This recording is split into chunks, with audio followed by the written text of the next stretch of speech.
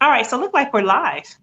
Okay, maybe I should test it on my device, other device.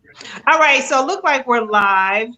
We're testing out a new platform. Well, new platform for me. I think I'm the only one on this line who hasn't tried it yet.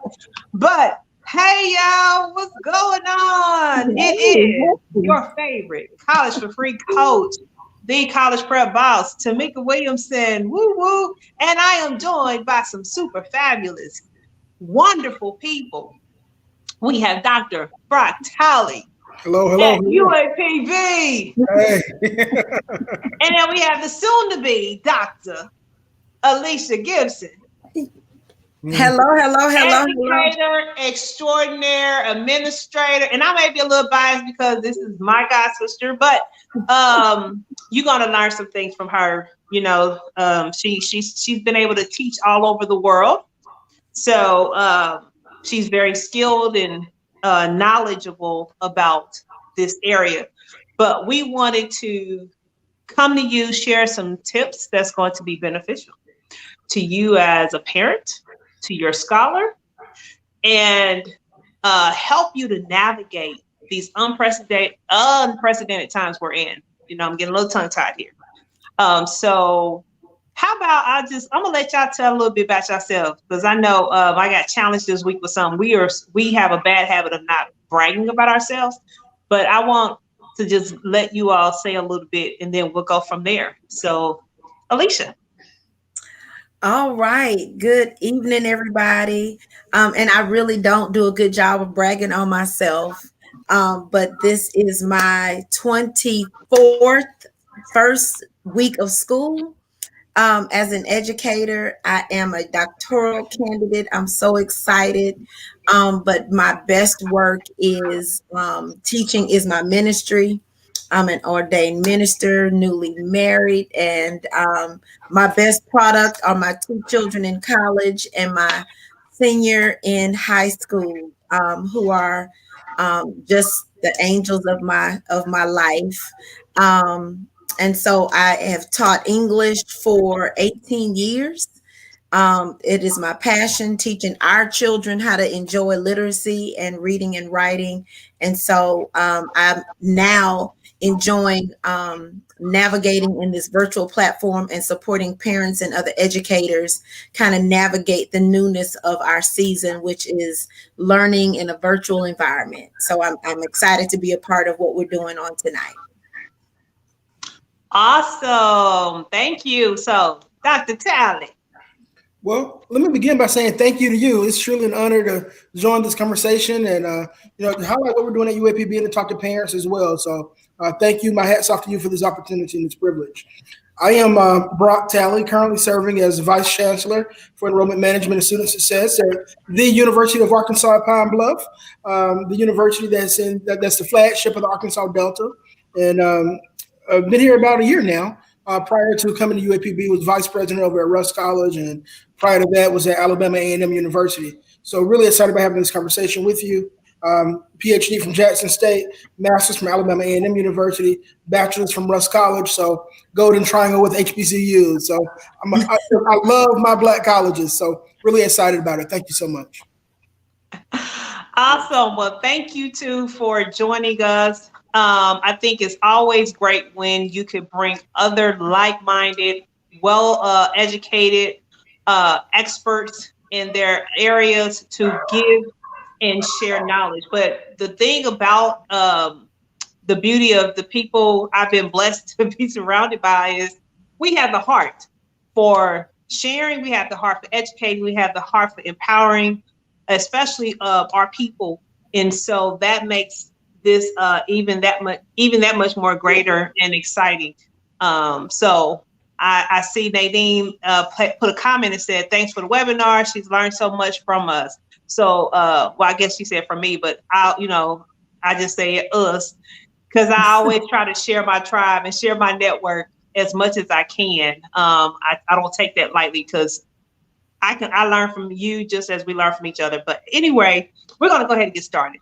So one of the things I wanted us to talk about is understanding, because I know when COVID first hit, many of us thought, well, you know what? Yeah, this is gonna be temporary. Kids gonna go back to school. We only gonna be here for a few weeks, and a few weeks have turned into the rest of the school year. Now we're starting a new school year, and many of our kids are home learning virtually.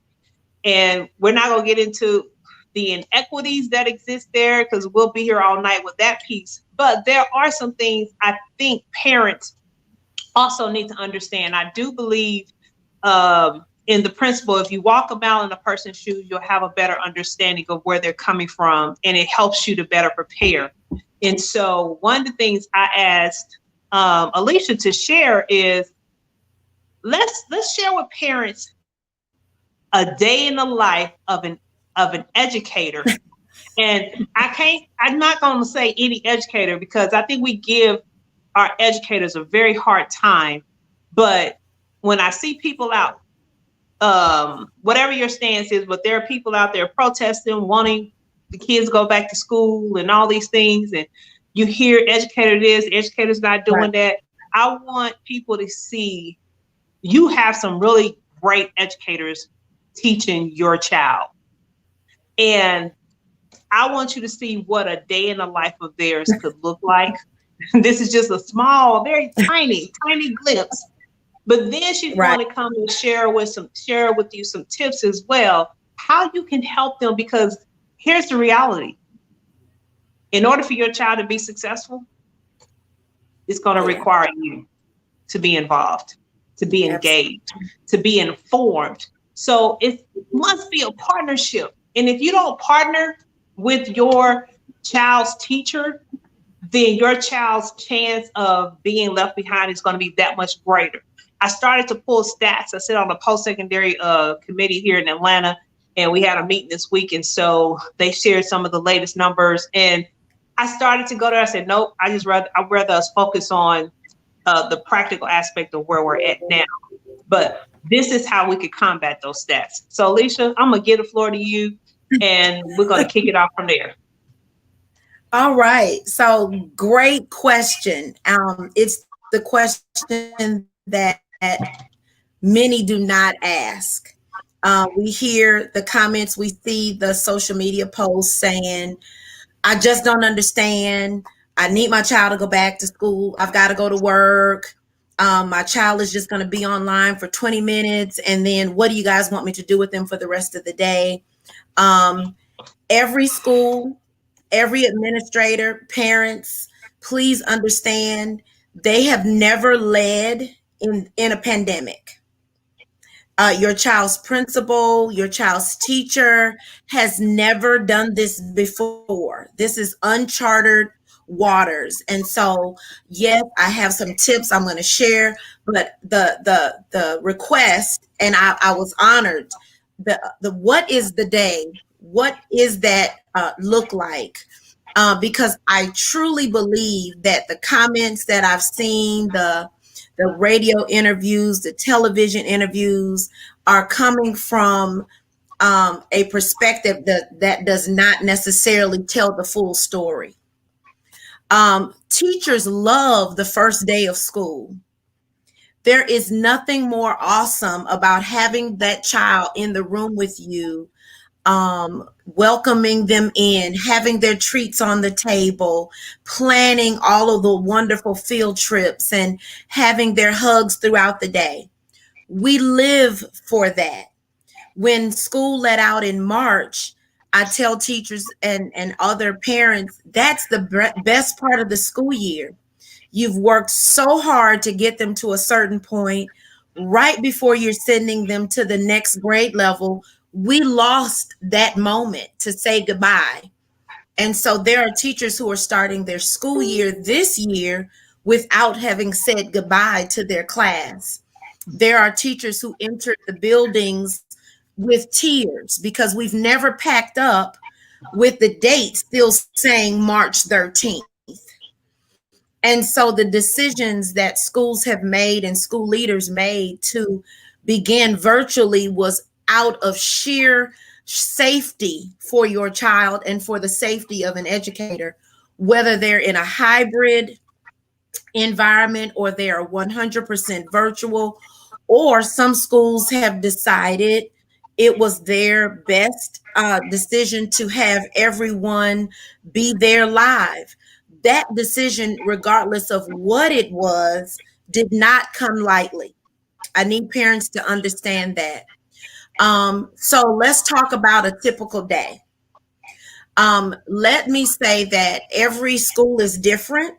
I can speak to our kind of family of schools. Our schools are kind of doing something very similar, but we attempted to recreate as much of a normal day for our K-5 environment as possible, which meant that we knew that parents were going to be at work or working virtually. So kids also look forward to their teacher. They want to be in front of their teacher. They want to have the interaction socially with their friends. So they are at school virtually from 8:30 to 3:30. That means that, for example, my fifth grade ELA and social studies students have homeroom, and I'm with them live on a Zoom call from 8:30 until 11 o'clock.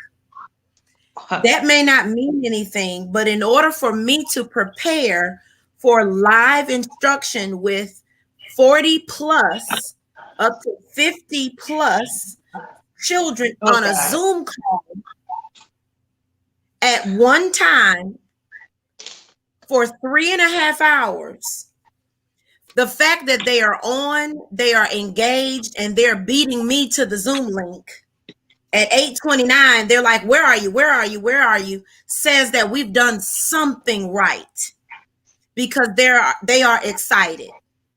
So they have an hour of math, English, science, social studies. They have ancillary. They have PE. They have either art or music. They have accelerated reader. They have breaks. We're playing games. We're dancing. We're doing everything. But what I was sharing was, for every hour of instruction, it takes about 3 hours of planning and preparation, because I cannot simply say things. I've got to put it on in a Zoom platform. I've got to upload it. I've got to follow up. That's separate from the calls. I've got to call and wake children up. I've got to call and get parents on board. I've got to make sure an hour before 8:30 that I'm calling all 62 parents to make sure, is your child awake? Are they ready to go? Is the login okay? Does the username work?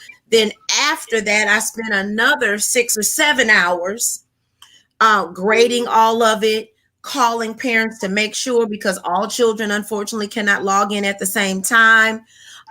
So then some children are logging in hours later, and so you got to go over and provide additional instructions. Everything I say, I have to go back and type to make sure that children can access it. If I have directions for anything, not only do I have to provide the instruction, I may have to make a mini video. So I make 4 or 5 videos a day. Wow. Separate from their teaching, because I can't assume that every parent is computer savvy enough to know how to go on and do the right click here and download, and we're typing this in Google Docs. And so in order to make sure that their child is receiving quality instruction, I've got to provide the instructions for parent to make sure child can even access the virtual platform. I think that it would go without saying that all teachers in this season are feeling overwhelmed. I've seen teachers, and I've even had teachers absolute call with tears, and I can't do it. It's too much, but we've got to every day do the same thing. I answer, Tamika, about the same 12 questions every single day.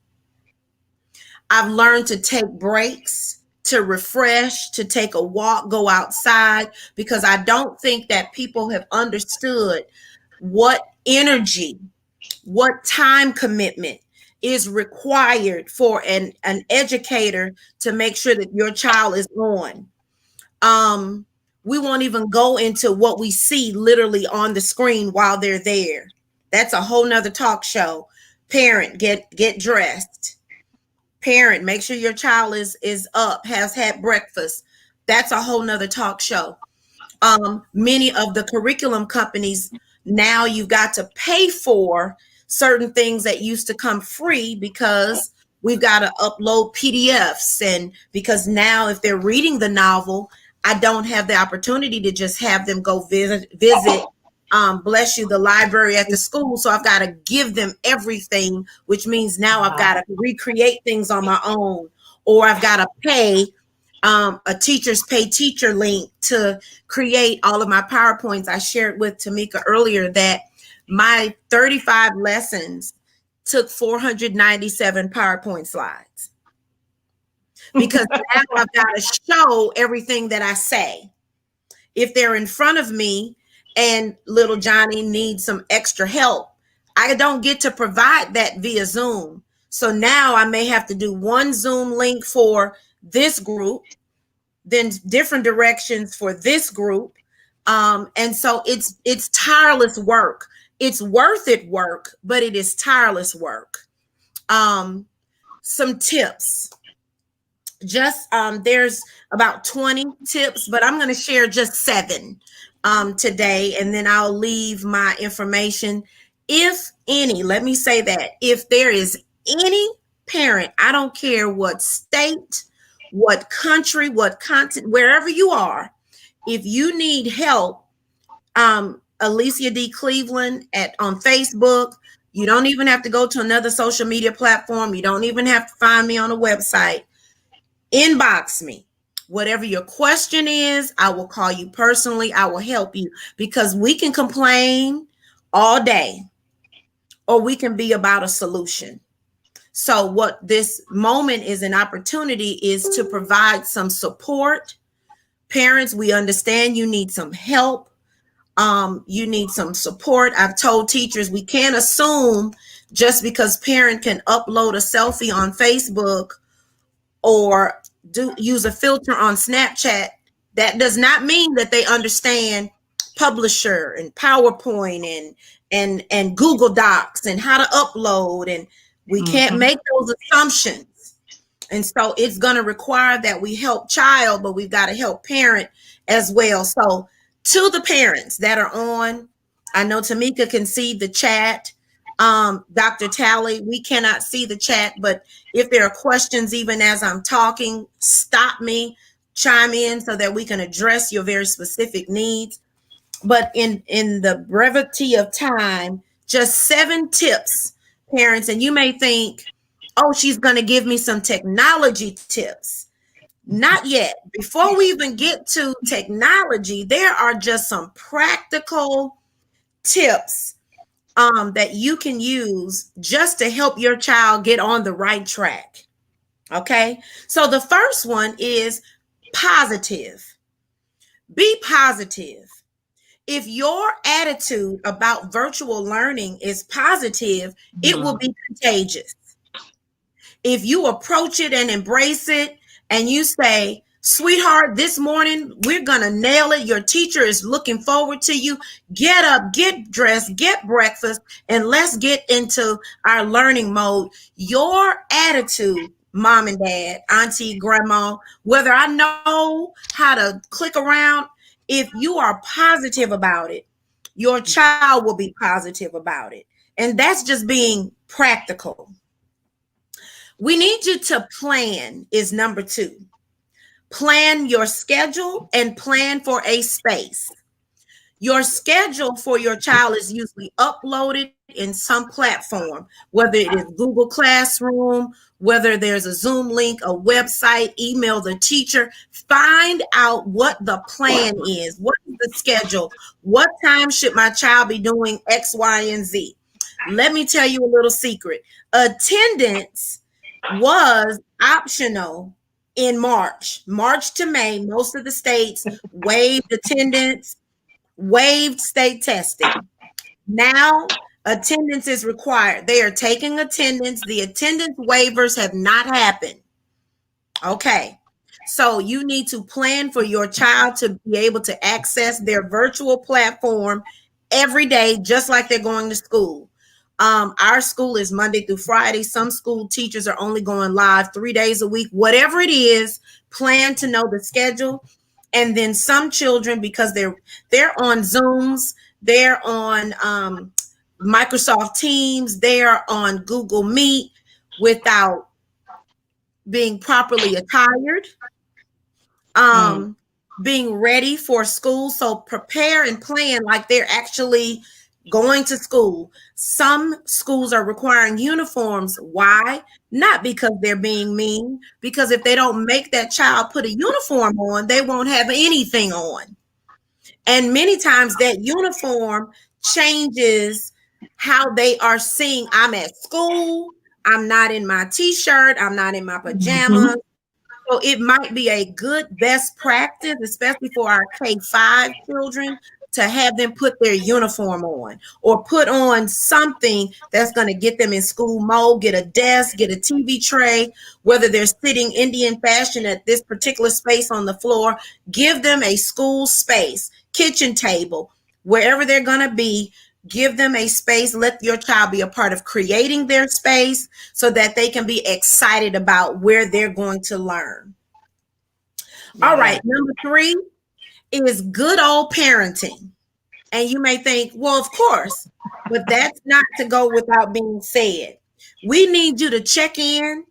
We need you to hover, whether you understand the content, because there are things that my senior in high school, she is taking AP Calc, not my area.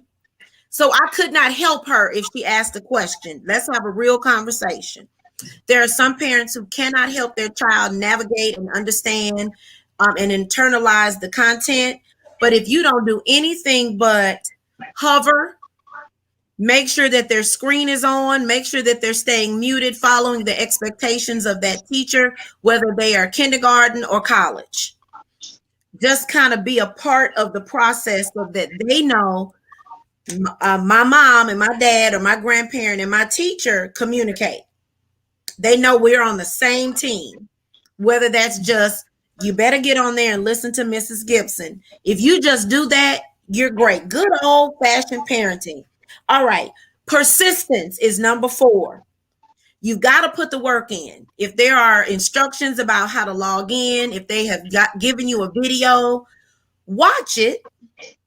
If they've uploaded instructions, read them. And you may think, well, of course. Well, no, not of course. Read that information. Follow those instructions and be persistent. You might have a login issue one day. You may have some Wi-Fi navigation issues one day, but it's going to require persistence, because let me tell you, your child is watching. So if you get frustrated and say, you know what, never mind, this is crazy, your child is going to say, you know what, never mind, this is crazy. And it all goes back to step 1, which is be positive. Okay. Second one, be patient. Be patient with your child's school. Be patient with the material. Be patient with the Zoom link, the Google Meet link. Many of the teachers, I said at our first moment, have never done this. So in some cases, there's a brand new teacher next door to me. She's trying. She's up hours, 2-3 o'clock in the morning. She's emailing. Well, we're at work at 7:30 because some teachers are reporting to their school buildings teaching virtually. Everybody is not teaching virtually at their house. So sometimes they're learning new content. They have a new curriculum. They're learning a new Zoom platform. They've never done Microsoft Teams. And now they're doing it to 30 plus, 40 plus, 60 plus children at the same time. Be patient. Understand that everybody is on the same page, rowing in the same direction.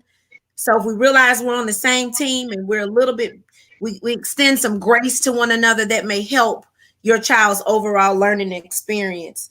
2 last ones. Pay attention. Pay attention.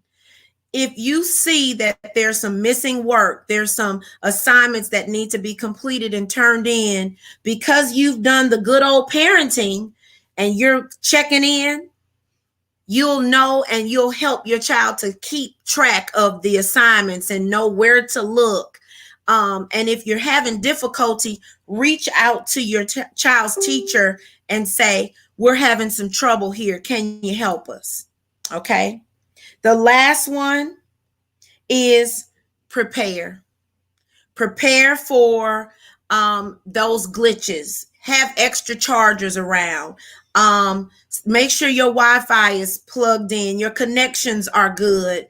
And, you know, help your child. There may be an opportunity. In many cases, the lessons are recorded. So if your child is having some difficulty or needing something to be repeated, play it again. So prepare for there to be some work on your end. Prepare for your child to have a little struggle at first. And if we do just those 7, I think will help everybody, the educator, the parent, and ultimately our first priority is your child, to help your child end up hitting those growth targets and making sure that they are performance ready and mastery ready as they prepare to go into the next grade. It is difficult. Your child is experience all sorts of things. So even checking in with them emotionally is probably a great idea. Baby, how was today? Forget the content, forget math for a moment. How are you feeling? Many times they are frustrated, they're hurt. I have a senior. She started her senior year on a Zoom call. So we've got to think about where our child is, have those conversations, and then reach out if you need help. So I hope those tips help. I hope that walk of a teacher's day kind of brought some context and clarity to what we're experiencing, but know we're all in this together. Wow. Thank you, Alicia. I mean, you got wow. She's a GOAT for calling the parents. That's some great information. People sharing it. Those are some really great practical tips that not only applies to K through 5, it actually applies at all grade levels, and even for us as adults. You always tell your students or even leaders and employees, hey, you dress how you feel. So if you're dressed for success, you'll deliver success. And proper planning proper planning and preparation promotes positive results. Yeah. So we have to do the work on our end. And it's not a magical thing that happens. It doesn't happen overnight. It's a process. So parents, be patient with yourself as well as with your child as you're transitioning through this phase, this stage we're in. But I also like that you talked about the emotional side. This whole social, emotional, and educational awareness, we have to have all of those areas. So parents, don't be afraid. Please ask your child how they are doing. I remember we did an event earlier this year before COVID, and it was a panel of students. And I still remember this young man when he said, if my parents this is a high school student. Right. If my parents would just ask me how my day was, that would mean the world to me. That would let me know they love me. I about broke down in tears. It was an event. Judge Penny was doing this panel discussion with the kids, and we were talking about the emotional struggle a lot of our kids are going through. We was talking about suicide. And when he said that, in his mind, he equated their love for him as them asking, how is he doing? How was his day? If he needed anything. That's all he wanted them to do, was to say, how are you doing today? So parents, don't discount the small things, because I think in this environment we're in now, it's those small things that's really going to make a huge difference in our babies' lives. Dr. Towley, you want to add something to that or comment on that? I mean, that was some great info. Yeah, I think she shared the playbook for any stage of education or life that you're in. I think I'd just like to add from a collegiate level, we've been getting those institutions that are going back have been getting a lot of slack from folks saying, well, why is your institution opening? Why is your college going back? And just wanted to talk about the political side of it some, that many institutions, especially if it's a public institution, it wasn't that university's administration or president that may have made that decision. It may have been a governmental entity that made that decision. So don't be mad at your president or the administration there because your institution is reopening. But I think the thing that we can do is try to make the best out of the situation. Encourage students to wear masks. Try to ensure that your child has enough water and hand sanitizer and things of that nature on hand. I think the other thing that as administrators we have to remember is to try to keep things as normal as possible. For many students, going to college is an escape. For many of them, going to college is a better environment than being at home. So they need to go to that institution. So, it's very complicated. And we're just trying to make the very best out of I don't want to say a bad situation, but a challenging situation. And I think the way to do that is to remain optimistic, open-minded, and to keep our students, our children first, and try to keep their safety protocols first without circumventing the culture and the experience that students go to college for. Yeah, no, thank you for sharing that. And I'm glad you brought that up too, because it's kind of like when you work for a company, like why did they make that decision and what did they base that off of? There are a lot of mitigating factors we are totally clueless about, and we have no power per se.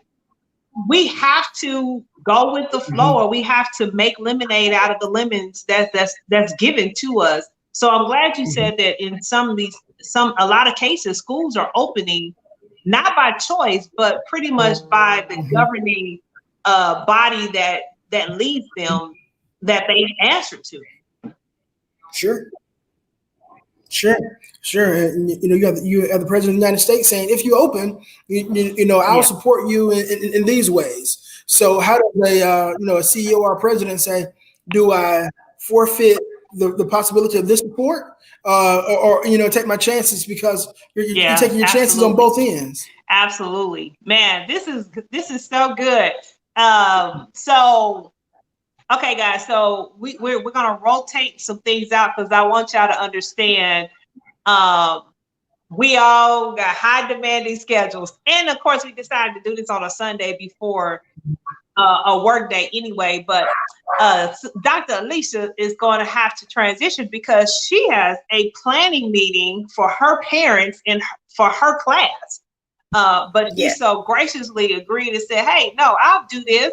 And I was like, you can jump off. That is perfectly fine. So what we'll do is we'll have anybody who want that information. If you go to, I think I set it up under thecollegeprepboss.com, and you put in your name and email address, we'll make sure we get that information to you as well. Let's see. Kenya has a question. I'm not sure if this is for you, Alicia. Let's see. Several parents are essential workers, and will not be in the home to help enforce the virtual classroom. What tips do you have for those scholars that will be at home by themselves? Ooh. I love that. That's a great question. Yeah. So there are several agencies that are doing Zoom babysitting.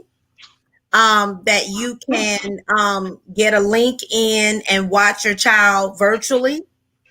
There are several daycare centers and community centers that are bringing kids in limited numbers just to give them somewhere to go for essential workers, where they can literally, all they're doing is just making sure that they're navigating on virtual platforms. So I certainly will reach out to your community. I don't know where you are. If you're in the Baton Rouge area, I can give you a list of places that are offering those type of services. The virtual babysitting, I'll share that with you, Tamika. But there are a lot of people who are doing that. There's also a video link, like a security camera, that you can purchase for your home. They're very inexpensive, and families are turning those on basically just making sure that their child is learning virtually for school age that are old enough to be at home by themselves, but mom or dad have to actually go to work and can't be there to check in and make sure. One of the things that we've told our parents, I'm the babysitter, I'm the virtual babysitter, which is why we have said 8:30 to 3:30, we're keeping them engaged, even building in, okay, y'all, this is a snack time, go get a snack. And so I'll have them just stay on camera, go in the kitchen, come back. And so depending on what your child's day is, depends on the need. Some parents are working together. Look, I'm off on Tuesdays and Thursdays. I'm off on Monday, Wednesdays. You bring your two to my house. And that's not perfect, but I understand life happens. And so networking, collaborating, have those conversations, say something to the church members if you're in a local community to say, hey, can we, can you keep, and then I watch, can we work together to kind of partner? This is the season where we're having to go back to what we used to know.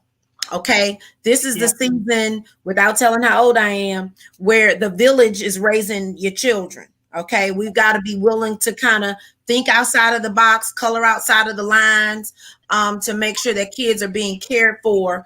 But reach out, but I can certainly give you some resources, because I do know several agencies that are doing that virtual babysitting that'll check in with your children for you.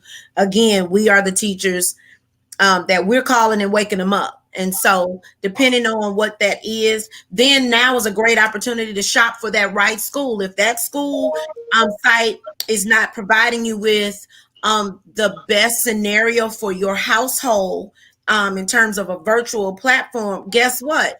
We're virtual. So you may need to register your child somewhere that better has a schedule that meets your needs. Some schools are doing virtual after school care. So there's all sorts of different creative things that people are doing now. But that's an excellent question.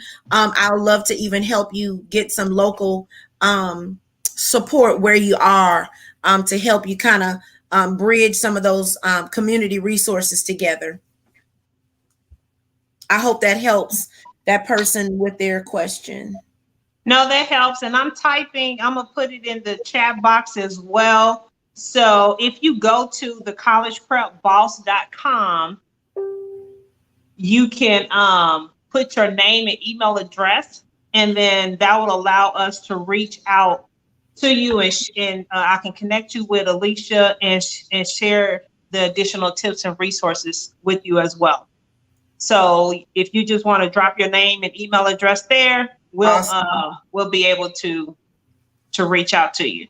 Awesome. And again, thank you guys for having me. But I realize that we're going to need to every other week kind of do a check-in with our moms and dads before their kids start the week. So it's something we're going to start just to kind of have a moment to kind of answer their questions and check in with them. And we're doing that this evening. So thank you so much for having me, Dr. Talley. It was a pleasure to meet you. And I'll be reaching out with that senior with admissions. All right.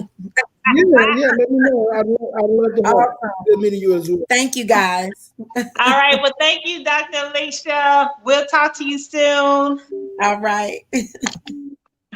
All right. So we're going to keep it moving with more great information. So talking about admissions, and getting our babies ready. I have a lot of kids who started school this fall.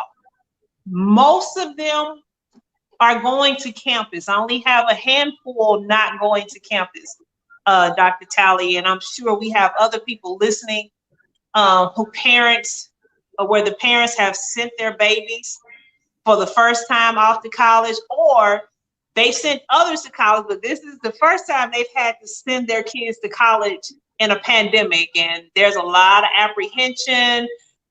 There's a lot of nervousness. I did a seminar for my clients on this past Monday with one of my doctors, and she talked about how to strengthen the immune system of our scholars and how to build their overall health, and gave some tips from that standpoint. But I want you to share with the parents who are sending, because all our kids haven't left yet, who are sending or who have sent, and they're trying to calm their minds. What are some tips for those parents and those scholars to assimilate into the college environment now, where some is going to be partially virtual, some be in class, some may be out virtual, they'll be on the campus, and it's just a hybrid of things going on. What are some of the things you're sharing with some of your because I'm sorry, y'all, let me preface this. So I'm asking Dr. Talley this question, but I also want you to understand something. Dr. Talley is very hands-on with his students, and he has been for as long as I've known him. So this is not coming from a person who just sits in the office and gonna just give you some answers. He gets out and rub elbows and hug babies and kiss the babies and shake hands and all those things. So he's very much so a hands-on administrator at his institution, and has been for all the institutions he's worked at. So I'm sure some of the things you're going to share are probably things you've given firsthand to the students who have already started checking in at UAPB. Yeah, well, look, I appreciate that, and I've probably been more challenged than the students have, because, like you said, I want to hug them, I want to kiss them, I want to, especially those who were with us last year and are returning, because it's been 6 months since we've seen those students. Those new students, we've talked to them over the phone, we recruited them, and so it's good to finally put a face with those students' names and their voices. So I'm challenged as much as they are with wanting to embrace them and love on them, but we've had to do that in a more creative way. So I guess one of the things I'd share is to watch the news, but not become over inundated with the news either. And I say that to parents and to students. You want to stay informed, but sometimes it can increase a level of anxiety that would throw everything else off in your collegiate career off. You will become boxed into everything that's coming on the news, and you can't focus on the academic pursuit that you're going towards. I think the other thing is to especially for those who are going back to class, wear those face masks, those things that we're doing anyway, and it's hard for college students, even on my campus, to refrain from having parties, kickbacks, and we've tried to have fun with them, but to give them alternatives as well. Hey, you don't have to go to that party just because it's available or because the flyer is there. It's kind of like Nancy Reagan. Just say no. You don't have to go. But I also just say no to the party. And because again, it's about keeping the students alive. But I understand, or safe, I should say. When you're 18, 19, 20 years old, you've been cooped up at home for the last 6-7 months, and now you finally get a little freedom. Your parents are hours away. You're in college, and you see that person who you have a crush on or that friend. It's hard not to want to break those social distancing rules. But colleges have had to revamp our handbooks. How do we do things? Do we suspend a student for not practicing social distancing, or do we encourage that student to change or mitigate some of their behaviors?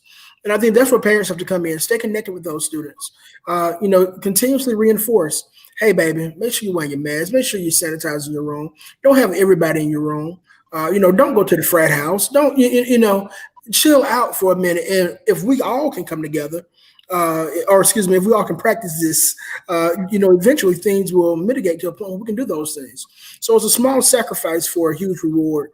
And I'll end with this. I think having that schedule is so important, and to build breaks into your schedule. You have your class schedule, but say, when am I just going to do nothing? When am I going to read? When am I going to develop a new hobby? When am I going to take that extra major or that extra minor? I always wanted to take a class in stats, even though I'm an English major. Is this a time to do that? And I don't know. I think if students do those things, they'll be okay. I think if parents just try to be a listening ear and an encourager, opposed to opposed to being so concerned about grades at this point. Just try to give those students the encouragement and support that they need to stay safe in the pandemic, and make sure they're doing those small things. I think things will work themselves out. Okay. So those are tips that helps them to assimilate and even focus and get prepared on the academic side. One of the other challenges and the greatest things about one of the great assets of being in college is the social piece beyond the partying. Building your leadership skills at that next level, engaging in extracurricular activities, leading the club and SGA and all those things. How do you do that if you're in a virtual environment? Yeah, we're still doing those things from on our campus. We're having Zoom meetings. I need to go buy some stock in Zoom. I think every college and every institution is taking advantage of Zoom right now. But from the administrative standpoint, we're allowing our students to be creative, have fun. We're having a virtual step show. We're just trying to have fun, and administrators have to do the same thing. This is an opportunity to think outside of the box. How can we do some things that we never thought that we would be able to do before? And the other thing is, especially from a higher ed standpoint, there have been many professors, especially older professors, who say, hey, I'm not teaching online. I don't have to learn that. What is Blackboard? Why do I need a shell for my class? But now you're being forced to do those things. All of our classes have a Blackboard shell on them, just in case students want to take that same course from a high flex standpoint. So, I think we're still doing those social activities. We're still having SGA meetings. We're still having debate club opportunities. And now that we're, still warm, we can do some things outside. The CDC tells us that we can do some activities when practicing social distancing outside. So we're trying to do those things as well. Just ensure that students are wearing masks and are spaced out enough from each other. Many institutions have gone to single occupancy in their residential halls. That cuts down on the social aspect as well, because I tell you, my best friend, my best man at my wedding was my college roommate. So it cuts down on developing those experiences as well. So we're encouraging students to use FaceTime. We have a Madden tournament that's coming on, where students are playing each other, online, Madden Live. So just having fun with students, connecting with students, but doing it from a virtual and technological standpoint. Okay. You know what? I tell people that it's kind of like, I don't know. I'm trying to think. Bishop says something all the time, but I believe that your greatest creativity comes from the moment where you're challenged the most. It's kind of like when they talk about love songs. The greatest love song is written out of a place of deep pain. Absolutely. And this is where I see leaders, true leaders, really, really rise into the occasion, because true leaders will see this as an opportunity, because it's their growth mindset. It's the glass half full, not glass half empty. All right, let me see how I can make something work out of this. So no, that's good. Because the band plays on, life will continue, and students have to be educated. We still have to prepare doctors for when this pandemic is over. We still have to prepare teachers for when this pandemic, we still have to prepare. We still have to do our things. But I think there's also fun in this creativity as well. I mean, from an administrative standpoint, you can think about how to do things virtually that you may not have could have done, that you may not have been able to do in a face-to-face environment, because in many cases, it may be more affordable to do it from a virtual standpoint. That's true. That is true. Virtual does yield more opportunities at a cheaper cost. Cheaper price point. Absolutely. So let's shift to like our seniors, the current incoming high school seniors. Everything is around test prep. And I know I'm going to share a few things around tests, because, that is a constant question I get all the time. Should I not? And when you said life goes on, you still have to keep functioning. You still have to keep moving forward. And that's part of my message. It doesn't mean that you stop, but what is UAPB? What is UAPB doing as it relates to the need and the push for colleges to shift their admissions requirements, and even some with their funding requirements as well? Yeah, so it's definitely a catch-22 because many students cannot take the standardized test at this point. However, we want to make sure that we're putting students in the right classes to ensure that success once they get here. The best way to cut costs for college is to graduate in 4 years. That's the best and easiest way to save on college costs. Graduate within 4 years. So we're trying to make sure that we're putting students in the right classes at the right times to make sure that they're going to graduate on time. So here, let me bring it full circle. Let me cut back across the field here.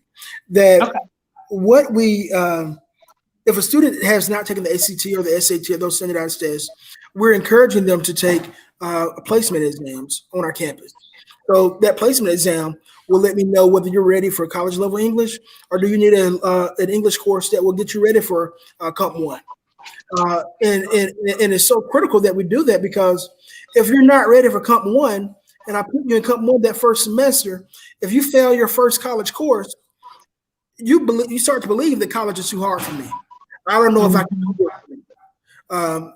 Is this really what I want to do? I'm in a pandemic. It's affordable. I may be a first generation college student. And now I failed my first course in college. So I want to make sure that you're in the right classes so that when you're ready for Comp 1, you'll knock it out of the park. And that's a psychological thing, with it. I think the other thing that parents have to and students have to do is to make sure that students doing those volunteer hours. Many colleges are changing their approach to funding scales. Make sure you're doing volunteer hours. Make sure you're still studying and trying to get good grades. Make sure that your student is well-rounded. There are some things, no matter if we're in a pandemic or what, that won't change. You have to be able to write and do arithmetic. Those are two things that you will have to do regardless of what happens. And so make sure that your child has mastered those. And I think if they can, they have solid grades in high school. If they don't have any character questions, meaning they haven't gotten in trouble with the law, things of that nature, and I should say unexplainable things, and make sure they're doing those volunteer hours, that we can work around those test scores because many institutions don't want to have those placement exams in place. And what we can do is you can take a placement exam. You can be in Atlanta and take a placement exam for UAPB while you're still in Atlanta. So we can set that up for you. We can do it via Zoom, have a proctor and all those things. Oh, wow. Okay. So you're proctoring the exam even via Zoom? Absolutely. Okay. Yeah. And ETS has some online proctors as well. So we can do some of the same things, but through a Zoom or through another social platform. Okay. Dang, that's awesome. So parents, as you can see, there's really no excuse. There's no reason to really stop. I think about the human reaction to fear. We tend to do one of three things. We freeze. No reason. You said what? No, I didn't say anything. Oh, I thought somebody said something. We freeze, we flee, or we fight. And I see a lot of families right now kind of freezing, or they're fleeing. They're running away from it and basically ignoring it.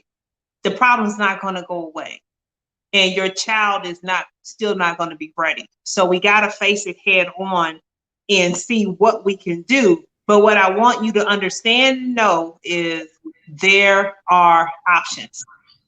So Dr. Talley just explained how they are approaching it, and every school is different. I was going to share. We have. I was in the admissions group. I don't know if you saw this, Dr. Talley, but I brought it up somewhere.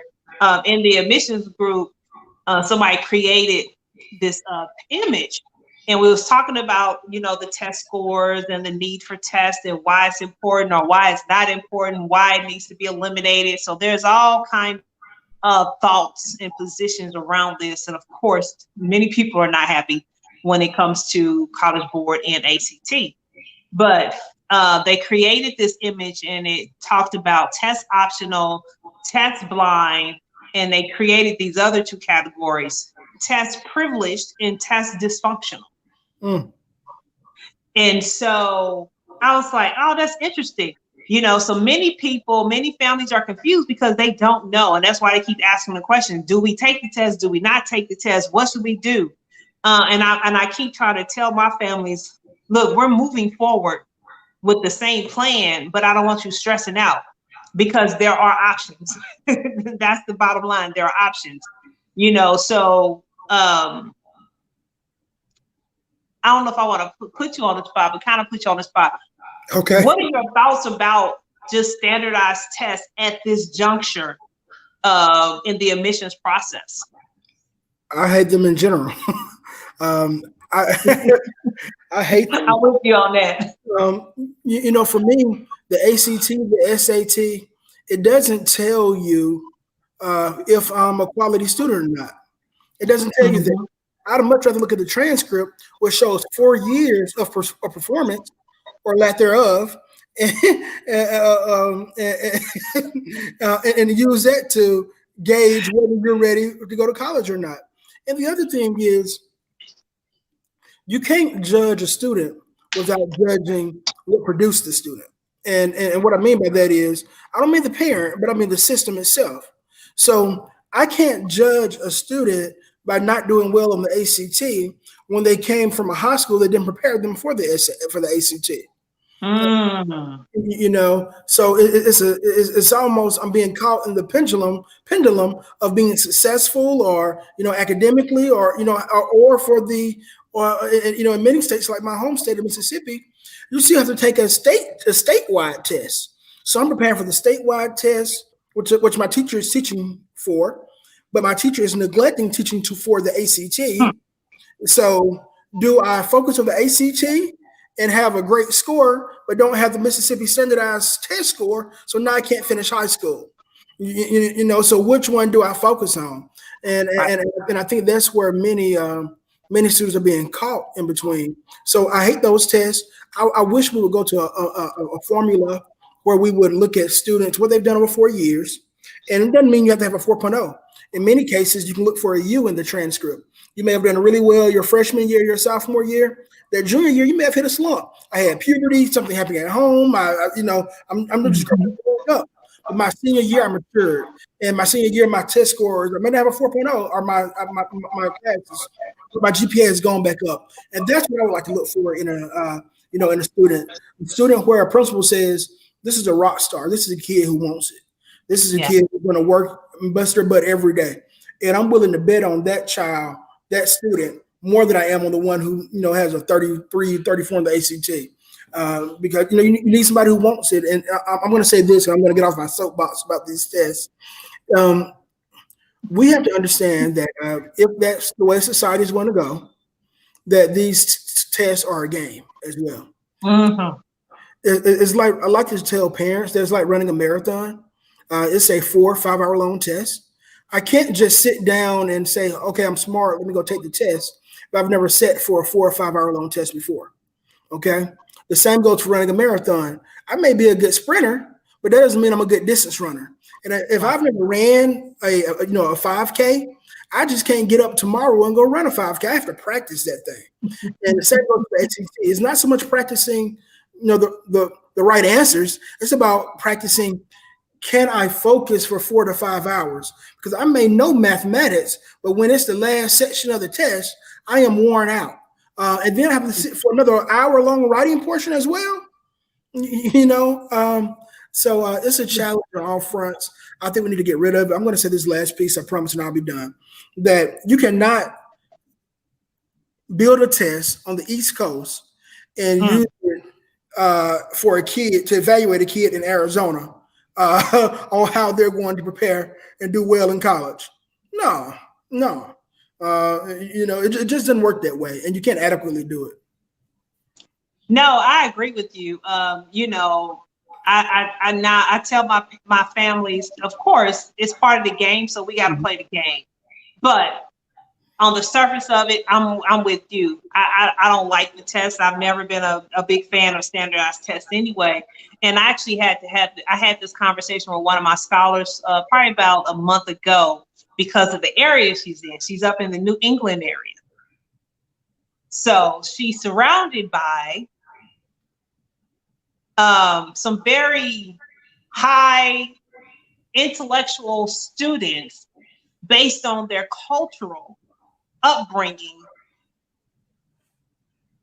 and the demands. And I'm trying to be real sensitive to how I say this, because we're just in an environment where things just kind of get taken get blown in out the of wrong direction. Mm-hmm. But she's surrounded by students who culturally are trained to perform at such a high level from the time that they are born out of the womb. And they started preparing for the SAT pretty much more so than the ACT, but they started preparing when they were like second and third grade. Mm-hmm.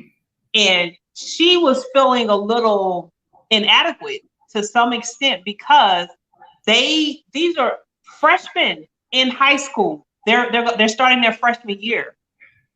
And these students are starting out their freshman year with calculus and all these other higher ranking classes that most students don't get to until they are a senior. And so one of the things I had to explain to her, the cultural differences, and of course the creation of the test, how the test is created, for how it was built for a certain demographic of people. And the other part of this is their destination is different from yours. Mm-hmm. So based on the destination and where they're trying to go, they are trying to get into MIT mm-hmm. and the Harvards. So their pathway of preparation is going to be very different from yours. And the timing of when they take things. So you can't compare yourself because you're not comparing apples to apples. And you have to be comfortable in the skin you're in the place, at the place you're at, and know that you are you're not less adequate, you're not less smart, any of those things, just because you're not at the same level. And that's some of the things, some of the behaviors and the challenges our kids are faced with when you start talking about these tests. I didn't hit the top 1%, I didn't hit the top 10% or the top 5%, and so I'm not smart enough. No, it doesn't mean that at all. It doesn't mean that at all. I had recently had to deal with somebody at a professional level, at our corporate level, pass a very hard certification test.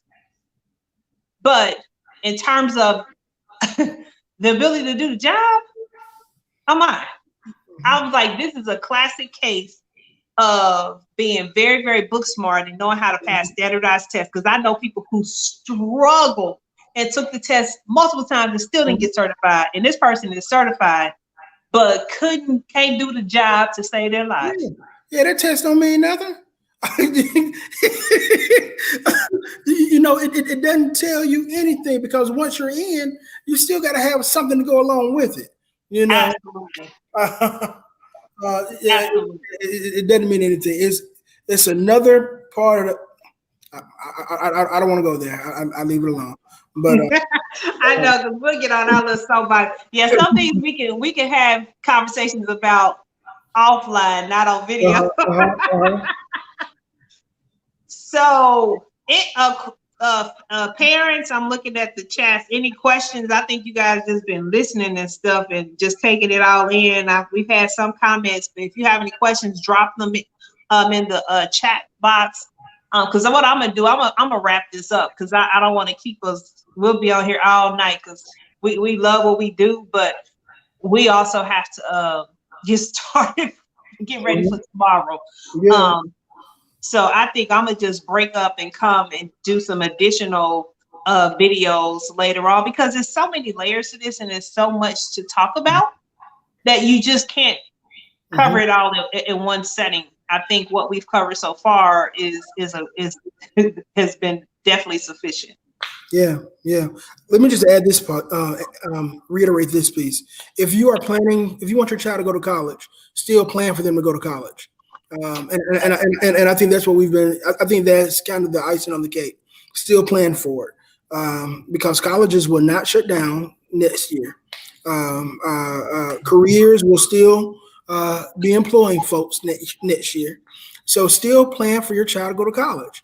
And that's going to require you to try to do some virtual visits. Many colleges have virtual days, virtual open houses, and you know the same things that you needed in a face-to-face environment, I would need them even more now in a virtual environment. If I'm looking for an institution that is a homey feeling institution, then I need that even more now from a virtual environment. So what I mean by that is, when I call, are you getting annoyed with that I'm asking even more questions now than I would, when I was visiting? So you have to get your feeling from a virtual environment and say, hey, I'm going to trust you for the next 4, 5, hopefully no longer than 6 years, at this institution. So still plan to go to college if that's your idea for the next year, for the next step. And start calling those colleges, see what they're going to do from an admission standpoint, see how that funding structure looks. Because again, as you said, the funding structure is going to look differently next year. Many institutions will have less money next year because foundations are cutting back on what they're giving to institutions. So they have to be a little bit more deliberate and creative in, how do I give scholarships now? Do I have the latitude that I had in the past? Yeah. Shoot, do I have the profile? What I like to call a fundable profile. And I think this really puts a lot more emphasis on why we have to start the process a lot sooner, because now those who didn't start early enough in the process, they're trying to play catch up, and the pandemic is limiting their ability to catch up. So now there's going to be gaps in your profile, and that those gaps could impede the amount of funding you get. And you know what? This is a buyer's market right now as well. Even though the funding is getting smaller, students can now say, well, look, UAPB offered me $10,000. Southern, what you gonna do? Southern, Jackson State offered me, or Jackson State Southern offered me $15,000. What are you going to do, Jackson State? Because you have to remember, institutions can't go out and recruit anymore because of the pandemic. So you really get who comes to you or who your alums send to you. So now students can say, well, hey, let me, I don't want to use the word pimp, but let me leverage my ability. That's a better word. Let me leverage my ability here to say, hey, how can I get the most funding to support my educational career? The other thing is, some institutions offer scholarships on a year-to-year basis. You may want to ask for a automatic renewable scholarship. So let me go ahead and get it locked in while I know you need me, so that if this pandemic passes next year, you may say, well, hey, we have a overwhelming response because we can go back out on the road and recruit. So let me go ahead and lock the scholarship in for 4 years, so that regardless of what happens with the pandemic or the institution, I have this $100,000 to take care of my higher learning for the next 4 years. But let me just put an asterisk with that, Dr. Talley, because I want to make sure nobody walk away thinking that they could get away with doing that and they don't have to do nothing in return. Please trust and believe. Your job in this is to perform well academically. Absolutely. Please don't think that you can. Everybody can't do that. Anything, and your grades are lackluster.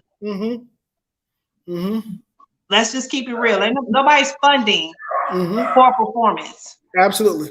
Every student is not doesn't have that level of leverage.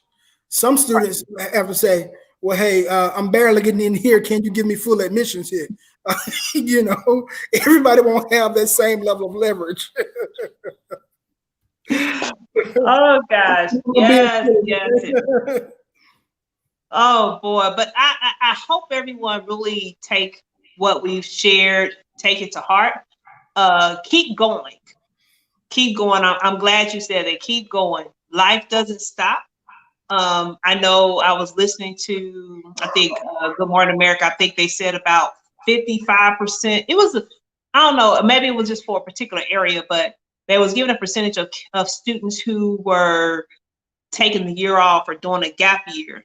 I've never been a big fan of a gap year. It really depends on how you plan to spend it. Now, now definitely in this pandemic, I think a gap year is very dangerous. That's just my personal opinion. I don't know, Dr. Child, you may have some additional thoughts, but I believe we should keep going. I think it depends on who you are. If you're Sasha and Malia Obama, a gap year will not hurt you. You know, it depends on who you are. If your last name is Rockefeller, you know, you can take a gap year. Yeah, but, that's true. If your last name Talley, you better go and go to school. You know, I'm joking, but I'm so serious. You're right. Because you may not have the same time on your side that an Obama may have. You know, you got to strike while the iron is hot. Excuse me, my dog is barking like crazy. But I think that's his way of saying he agrees with me. But you got to strike while the iron is hot. And if it's hot right now, you know, if they're waving standardized scores and you know you're not a good test taker, I can't take the gap year. I got to go to school now. You know, if I know they have a little bit more funding now, I don't know what's going to come down the pipe next year. I need to take advantage of this now. That internship that I may need and the institution may waive it because of COVID, I need to take advantage of that now. So you have to put the odds in your favor, even if it is a pandemic. And now, again, now you have more leverage than ever before because some things you won't even have to explain because of the pandemic. People will, well, hey, maybe this didn't happen because of this. So no, I don't believe in the gap year unless you're in the top 1% or 2%. I don't believe in the gap year. Yeah, so I see Jaretta, she's asking, why is the gap year dangerous? Pretty much what Dr. Talley just said. The opportunities that's available right now, especially for a student who may not be as strong academically, this is like the prime time to go ahead and get into a college because the requirements are being relaxed. They are waiving a lot of the things they typically would use in the evaluation process. The other reason why I say it's dangerous is because unless you're in the top 1% where your name is going to open those doors for you, when you do gap years, you have to be very intentional in how you spend that time. It needs to be productive. It needs to really yield something in the end. Like I've known students to do a missions trip for a gap, to take a gap year to do a missions trip before they start college. So they went and served. They went and developed other leadership skills. That's great. You need to have a story because from an admissions standpoint, the greatest amount of funding and opportunity for a student is when they transition from high school into college as a freshman. That's the greatest time of greatest opportunity of funding. Let me say, I'm sorry, I didn't interrupt you. Go ahead, Dr. Talley. I just want to say why that is, because if you transfer to my school, I can't count you in my graduation rate. That's why it is. If I can only count students who came to me directly from high school in my graduation rate. My graduation rate is important because that's how I get funding. That's how I get additional money. So if you transfer here, I want you to graduate, of course. I want to put the odds in your favor, but a student who comes directly from high school, I can't, from a federal standpoint, I can't say that I can't count you in my graduation rate. And if I can't count you in my graduation rate, then why am I throwing boatloads of money at you? You know, why am I buying you to come to school here? And let me say this last point.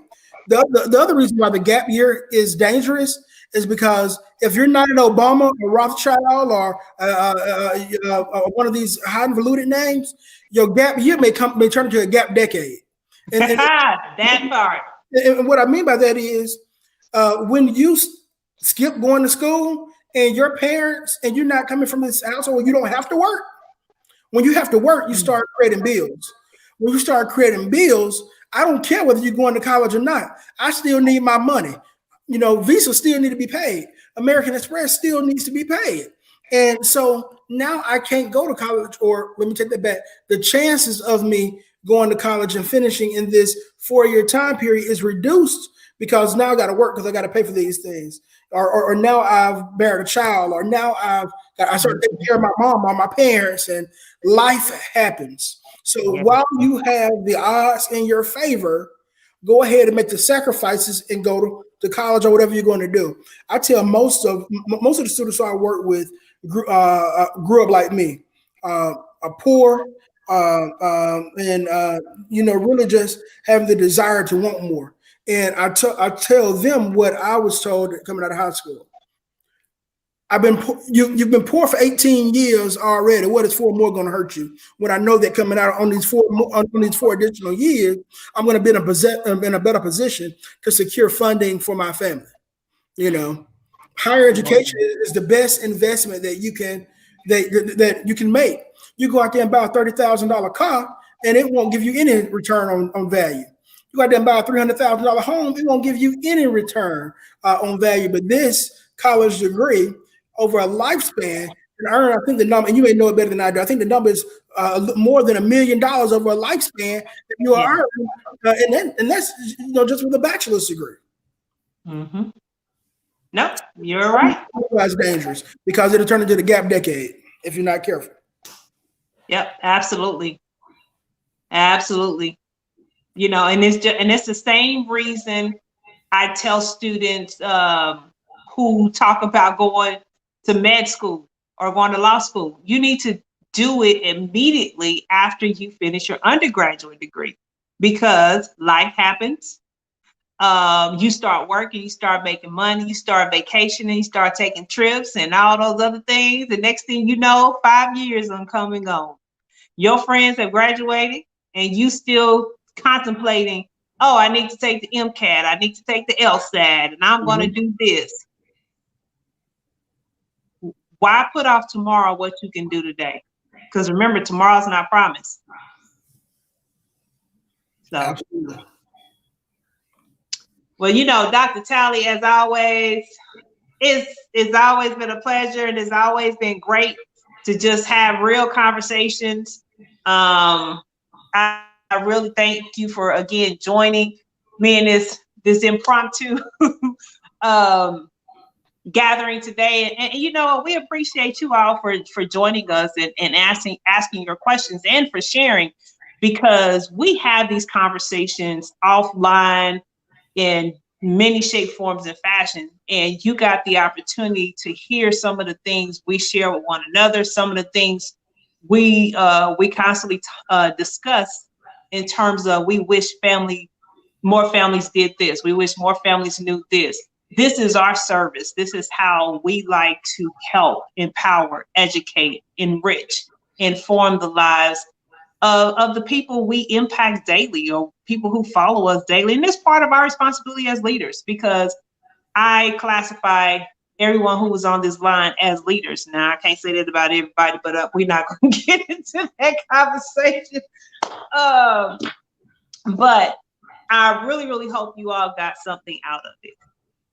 So again, if you want to get the additional tips, or you got some questions, or want to seek some of the assistance from Alicia, Dr. Alicia, I'll just put your email address at thecollegeprepboss.com, and I'll make sure she gets that information, and we'll get the tips back to you. Dr. Talley, I'm gonna let you give a pitch for UAPB, another HBCU in the SWAC. Now, granted, it's not Southern University, A&M College in Baton Rouge, Louisiana. I am a little biased. I love my school, but I love all HBCUs.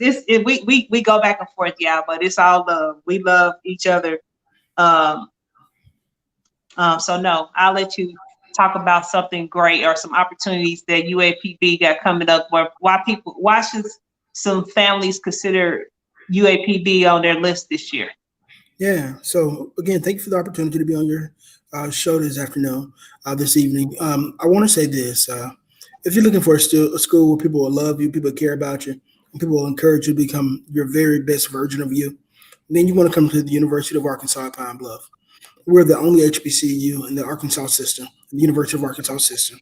We have over 200 ponds on our campus. We have one of the top aquaculture and fishery programs in the country, where students can get a bachelor's, a master's, or a PhD in aquaculture and fisheries.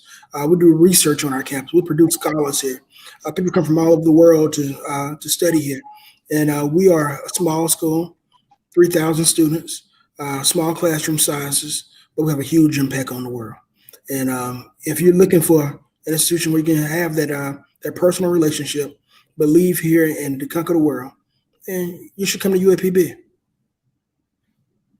All right. Well, you said what? I said that's it, short and sweet.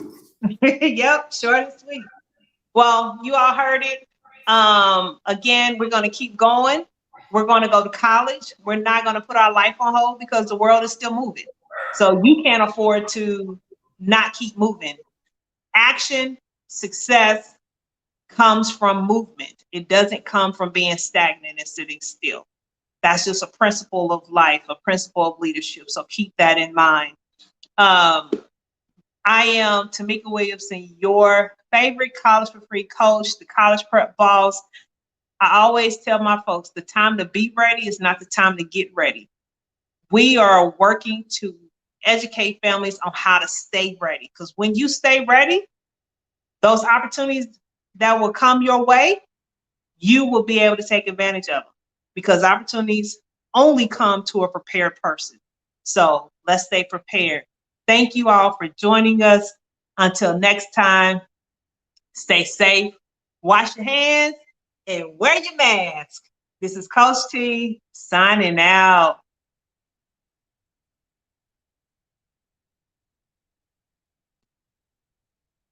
Okay, I don't know. Did it end it? Oh.